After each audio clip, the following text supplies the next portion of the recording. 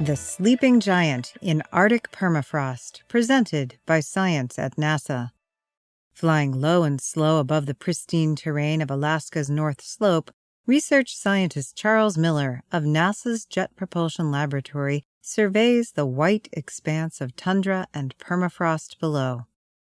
On the horizon, a long, dark line appears. His plane draws nearer, and the mysterious object reveals itself to be a massive herd of migrating caribou, stretching for miles. It's a sight Miller won't soon forget. Seeing those caribou marching single file across the tundra puts what we're doing here in the Arctic into perspective, says Miller, who is on a 5-year mission named CARVE to study how climate change is affecting the Arctic's carbon cycle. CARVE is short for the Carbon in Arctic Reservoirs Vulnerability Experiment. Now in its 3rd year, the airborne campaign is testing the hypothesis that Arctic carbon reservoirs are vulnerable to warming, while delivering the first source maps of greenhouse gases, carbon dioxide, and methane. About 24 scientists from 12 institutions are participating. The Arctic is critical to understanding global climate, says Miller. Climate change is already happening in the Arctic, faster than its ecosystems can adapt. Looking at the Arctic is like looking at the canary in the coal mine for the entire Earth system. Over hundreds of millennia, Arctic permafrost soils have accumulated vast stores of organic carbon, an estimated 1,400 to 1,850 billion metric tons of it. That's about half of all the estimated organic carbon stored in Earth's soils. In comparison, about 350 billion metric tons of carbon have been emitted from all fossil-fueled combustion and human activity since 1850. Most of the Arctic's sequestered carbon is located in thaw-vulnerable topsoils within 3 meters of the surface. But, as scientists are learning, permafrost and its stored carbon may not be as permanent as the name implies, and that has them concerned. Permafrost soils are warming even faster than Arctic air temperatures, as much as 1.5 to 2.5 degrees Celsius in just the past 30 years, says Miller.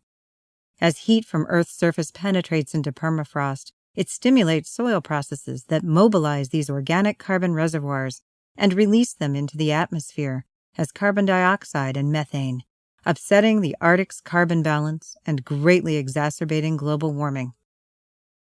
CARVE campaign flights are conducted aboard a specially instrumented NASA C-23 Sherpa aircraft from NASA's Wallops Flight Facility on Wallops Island in Virginia. The C-23 won't win any beauty contests. Its pilots refer to it as a UPS truck with a bad nose job. Inside, it's extremely noisy. The pilots and crew wear noise-canceling headphones to communicate. When you take the headphones off, it's like being at a NASCAR race, Miller quipped. But what the C-23 lacks in beauty and quiet, it makes up for in reliability and its ability to fly down in the mud. Most of the time it flies about 150 meters above ground level, with periodic ascents to higher altitudes to collect background data. On board the plane, sophisticated instruments sniff the atmosphere for greenhouse gases. We need to fly very close to the surface in the Arctic to capture the interesting exchanges of carbon taking place between the Earth's surface and atmosphere, Miller says. The CARVE team flew test flights in 2011 and science flights in 2012. So far in 2013, they've completed 3 monthly campaigns in April, May, and June, with 4 more to go.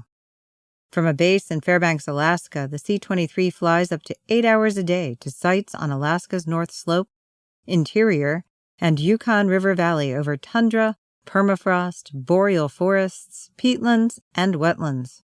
Soaring over the Arctic terrain, Miller has seen many things he won't forget. Like the caribou, the data may prove unforgettable too. For more news from the ends of the Earth and beyond, visit science.nasa.gov.